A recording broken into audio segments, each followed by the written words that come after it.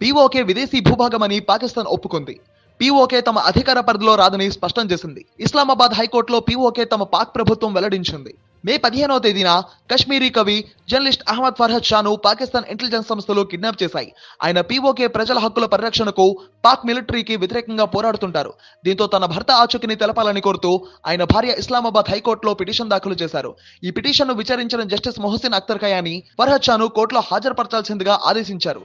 ఫర్హద్ ప్రస్తుతం పీఓకేలో పోలీస్ కస్టడీలో ఉన్నాడని, కాబట్టి అతన్ని ఇస్లామాబాద్ హైకోర్టులో తాము ప్రవేశపెట్టలేమని పాకిస్తాన్ అడిషనల్ అటార్నీ జనరల్ కోర్టుకు తెలియజేశారు. కశ్మీర్కు ప్రత్యేక రాజ్యాంగం, సొంత కోర్టులు ఉన్నాయని, పాకిస్తాన్ కోర్టులు ఇచ్చే తీర్పులు విదేశీ కోర్టులు ఇచ్చినట్టుగానే పీఓకేలో కనిపిస్తాయని తెలిపారు.